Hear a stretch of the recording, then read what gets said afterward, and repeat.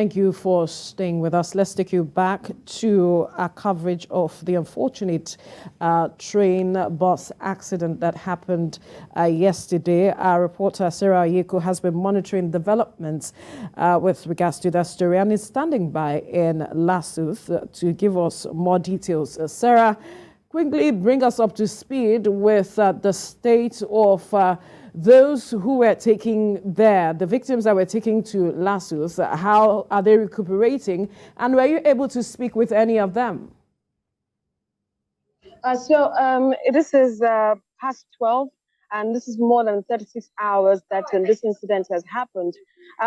Just like as of last night, which is about 4 p.m. on Thursday, the triage area, where the patients were being sorted based on the severity of their injuries, was pulled down. The canopies were pulled down, and so the triage area was cleared. And then we saw medical personnel put people in various categories and put them in the various wards based on the severity of their injuries. So what we have now is that the information we have now from the Commissioner for Health is that 102 persons were affected in this incident. That's against the figure we had before, which is about 85 or thereabout. So what we know now is that 102 persons were affected in this incident. The death toll still stands at 6. He has just gave us a couple of minutes ago. He just told us that there has been no case of fatality. That they've not lost anyone through the night. So what we see here, when we got here this morning as early as 8 a.m., we saw that family members were still here. Some of them slept at this hospital just to monitor their loved ones. And we saw some civil servants also because, these are their colleagues in critical condition, some of them in critical condition. Some have been discharged. I will definitely get the number of persons that have been discharged so far, but we saw a couple of them going home this morning. And for those who went home this morning, that's the injured persons that went home this morning, you could see the joy on their faces, even though their faces were a bit masked with bandages and cotton wool. You would see that they are grateful. Of course, it's sad that they lost some of their colleagues, but they're also grateful that they are alive. They went through that ordeal. They are alive at this point. Even for the family members, even around the surgical emergency area, which was where we had this triage on Thursday, we still see that some family members are still outside, just waiting and hoping that they do not get any bad news about their loved ones. So they are waiting, hoping that at one point or the other, the medical personnel will allow them going to see the state that their loved ones are in, and also just to of course, show support, just be there for their loved ones. So what we know right now is that this is not the only hospital that the Lagos State government has discharged or transferred patients to.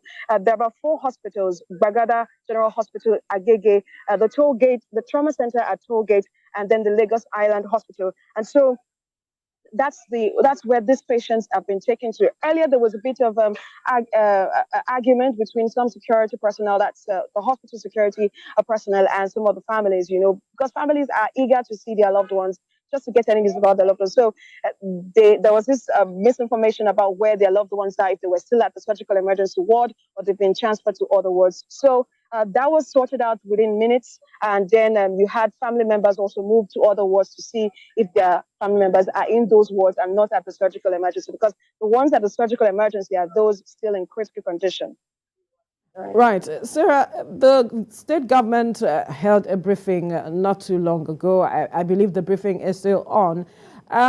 Does what the statement coming out of the state government, do you see how it is perhaps giving some form of hope to the family members of the victims, how they are reacting to the message coming from the government?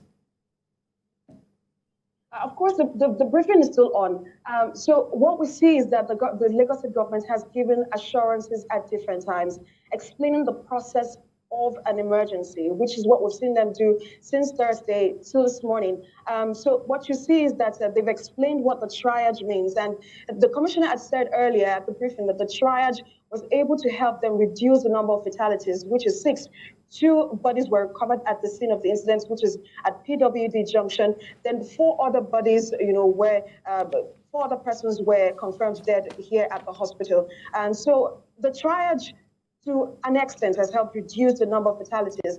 And when I spoke with some of the victims, that's the families of some of these victims, they have commended the Lagos State government. So, as against what we read on social media and some other news platforms, they are commending the Lagos State government, saying that they have not seen, the Lagos State health facilities has always been plagued with different stories about no bed space in the various hospitals. You have to go to a private hospital instead to get care.